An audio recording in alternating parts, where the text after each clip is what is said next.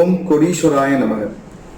சித்தர்கள் திருவடி இணையதள ஆன்மீக வலைக்காட்சி மற்றும் சித்தர்கள் திருவடி சேவா அறக்கட்டளையின் சார்பாக உங்களை அன்போடு வரவேற்கிறேன். நான் உங்கள் சித்தர்கள் திருவடி குன்.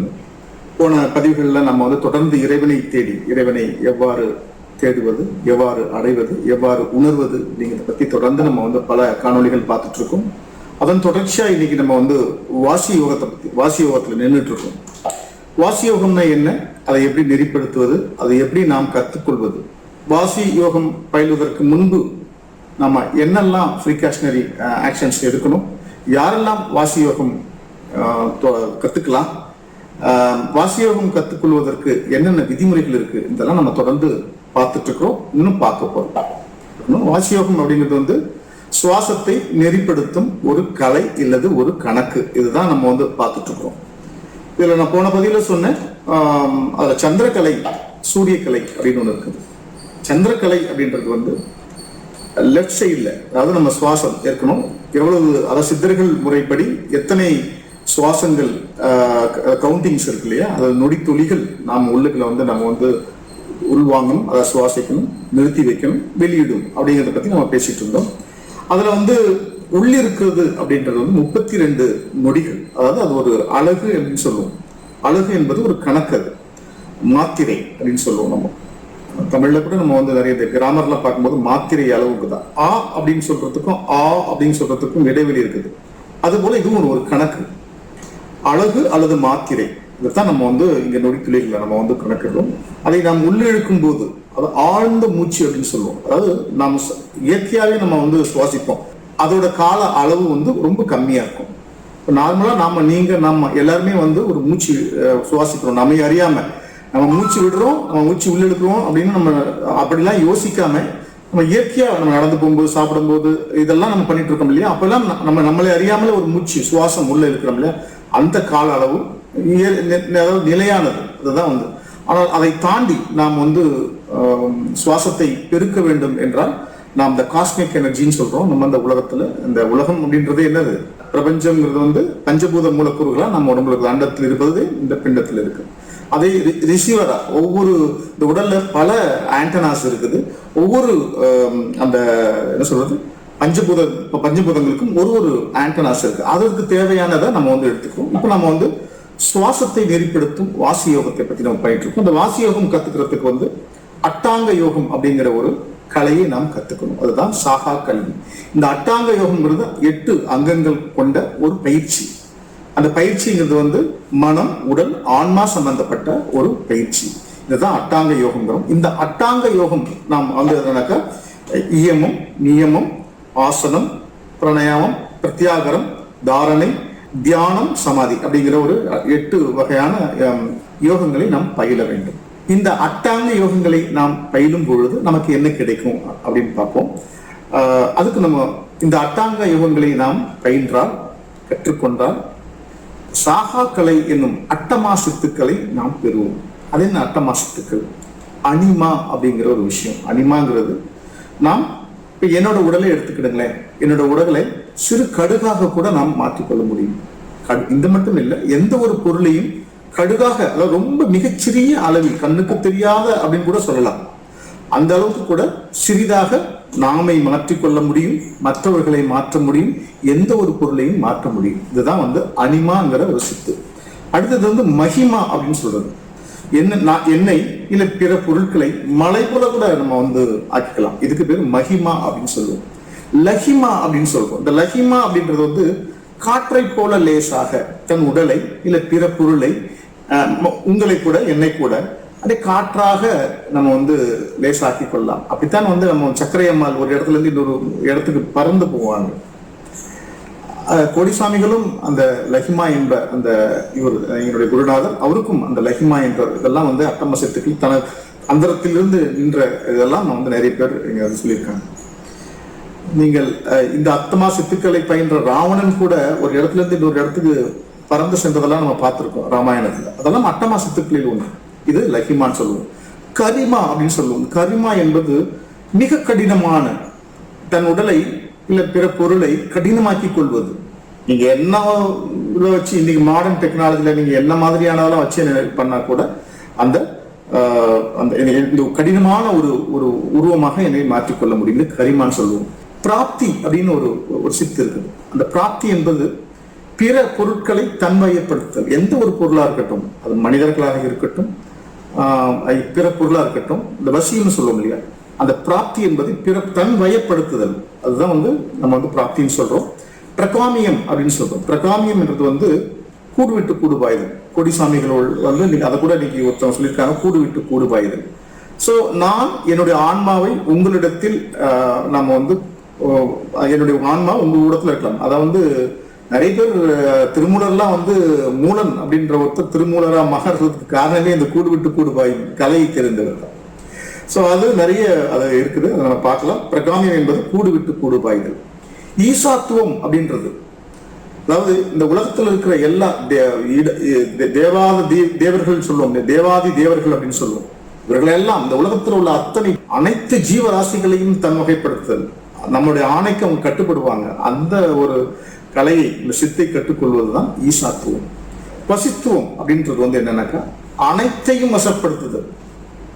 நாமே இறைவன் அப்படிங்கிற ஒரு நிலைக்கு தள்ளப்படுவது. அதாவது தேவர்கள் அதுபோல, அதாவது ஈசாத்துவத்துக்கும் வசித்துவத்துக்கும் என்ன வித்தியாசம் அப்படின்னு பார்த்தா, ஈசாத்துவம் என்பது மனித ஜீவராசிகள், அதாவது உயிரினங்கள் அத்தனையுமே நாம் வசப்படுத்துவது ஈசாத்துவம்.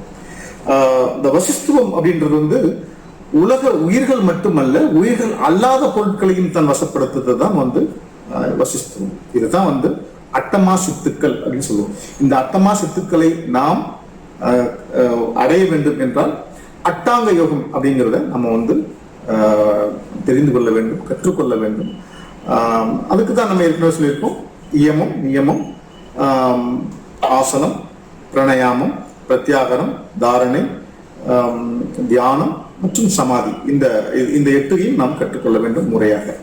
இதுல முக்கியமா நம்ம இந்த பிரணயாமம் அப்படின்னு சொல்றோம் இல்லையா, இயமம் நியமம் பத்தி நம்ம ஏற்கனவே பார்த்துட்டோம். நாம் மற்றவர்களுக்கு எந்த ஒரு தீங்கும் மனதால் கூட நினைக்காத இயமம் என்றும், உடல் அளவில் யாருக்கும் எந்த ஒரு தீங்கும் செய்யாத நியமம் என்றும், ஆசனங்கள் என்பது தன்னுடைய இந்த உடலை, இந்த காயம் என்பது உடல் அர்த்தம். இந்த உடலை நாம் பக்குவப்படுத்திக் கொள்வது, அதாவது நீண்ட ஒரு தெய்வம் கடாட்சம் நிரம்பிய இந்த உடலை நாம் பக்குவப்படுத்தி, அதாவது ஸ்ட்ராங்கா ஆக்கி கொள்ளணும்.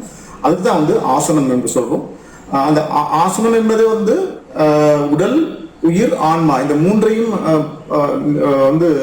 நிலைப்படுத்திக்கொள்ளும், ஒன்றை சிங்க்ரனைஸ் பண்றது, அதுதான் ஆசனம் சொல்லுவோம். பிரணயாமம் அப்படின்றது மூச்சு பயிற்சி, இல்லை சுவாசத்தை நெறிப்படுத்துதல் அப்படின்னு கூட சொல்லலாம். அது ஒரு கணக்கு தான். அந்த பிரணயாமம் பல வகை உண்டு, அதை நம்ம பின்னாடி நம்ம பார்க்க போறோம். ஆனால் இந்த பிரணயாமத்துல உருவாகிறது தான் வாசியோகம். இந்த வாசியோகத்தை பத்தி நம்ம பேசிட்டு இருக்கோம். என்ன மாதிரி வாசியோகம்னா என்ன, அது என்னங்கிறது நம்ம கொஞ்சம் சுருக்கமா நம்ம பார்த்துக்கலாம். இந்த வாசியோகத்தை பத்தி தெரிஞ்சுக்கிறதுக்கு முன்னாடி ஒரு சில வார்த்தைகளை நாம் தெரிந்து கொள்ள வேண்டும். வாசியோகம் சம்பந்தப்பட்ட வார்த்தைகள். சந்திரகலை அப்படின்னு நம்ம சொல்லுவோம். சந்திரகலை என்பது இடது பக்கம். இந்த இடது பக்கம்ன்றது லெஃப்ட் சைடு. இந்த லெஃப்ட் சைட்ல இருந்து நாம் சுவாசிப்பது அப்படின்னு தான் பேர். இந்த இடகலைனா லெஃப்ட் சைடு, இடது பக்கம். சூரியகலை என்பது வலது பக்கம், ரைட் சைடு. இது ரெண்டு நீங்க புரிஞ்சுக்கிறது. சந்திரகலை என்பது இடது பக்கம், லெஃப்ட் சைடு. சூரியகலை என்பது வலது பக்கம், ரைட் சைடு. இவ்வளவுதான். அதாவது நம்ம மூச்சை இந்த ரெண்டு, அதாவது மூச்சு சுவாசம் என்பது இரு துவாரங்கள் வழியே நம்ம சுவாசிப்போம். ஆனால் இந்த சுவாசங்களை சுவாசிக்கும் போது இதுக்கு என்ன வித்தியாசம்? ஒரே ஓட்டம் மட்டும் தானே, இதுல என்ன பெரிய வித்தியாசம் அப்படின்னா, சந்திரகலை என்பது சந்திரனுக்கு சம்பந்தப்பட்டது, சூரியகலை என்பது சூரியனுக்கு சம்பந்தப்பட்டது. சந்திரன் எப்போதுமே எப்படி இருக்கும்? கூலா இருக்கும், குளிர்ச்சியானது இருக்கும். சூரியன் சூடானது. ஸோ இந்த வழியாக செல்லும் நாம் சுவாசிக்கும் பொழுது குளிர்ச்சியான ஒரு சுவாசத்தை நாம் உணர முடியும். இந்த பகுதி ரைட் சைட்ல இருந்து நாம் சுவாசிக்கும் பொழுது சூடான ஒரு சுவாசத்தை நாம் உள்ளுக்கு கொண்டு போக முடியும். வாசியோகத்துல எப்ப சூடான இது தேவைப்படுது, எப்ப குளிர்ச்சியான ஒரு சுவாசம் தேவைப்படுதுங்கிற போது, வாசி பண்ணும்போது உடல் மிக சூடாக ஒரு சூழ்நிலை உருவாகும் போது அப்போ இந்த சந்திரகலை பயனுள்ளதா இருக்கும். உடலை குளிர்ப்பிப்பதற்காக இந்த சந்திரகலை. இதற்கு இடகலைன்னு சொல்லுவோம். சந்திரகலை, அதாவது சந்திரகலைக்கு பேர் இன்னொரு பேர் இடகலை என்றும், சூரிய கலைக்கு இன்னொரு வடகலை என்று சொல்லுவோம். அதாவது பிங்கலை, இடகலை, பிங்கலை, வடகலை, தென்கலைன்னு கூட சொல்லுவாங்க, வேற வேற பேர்ல இருக்குது. இடகலை பிங்கலை என்பது சந்திரகலைக்கு வந்து இடகலை என்றும் சூரிய கலைக்கு வந்து பிங்கலை அப்படின்னு சொல்லுவோம். அதாவது இது நம்ம இன்னும் இன்டெப்த்ல பார்க்கும்போது நம்ம பார்க்கலாம். நம்ம சுவாசம் இருக்கு இல்லைங்களா, அந்த நம்ம நுரையீரல், நம்ம சுவாசிக்கும் பொழுது நம்ம நுரையீரல் எப்படி பயன்படுது பார்க்கணும். இந்த நுரையீரல் வந்து இதயம் என்பது நம்ம சொல்லுவோம் லெஃப்ட் சைட்ல இருக்கு, ஆனால் நுரையீரல் அப்படி இல்லை, 2 பக்கமும் இருக்கும். மொத்தம் 5 பகுதிகள். அந்த 5 பகுதிகளில் பார்த்தீங்கன்னா இந்த லெஃப்ட் சைடில் பார்த்தீங்கன்னா 2 இதான் இருக்கும், 2 போர்ஷன்ஸ் இருக்கும் வச்சுக்கோங்க.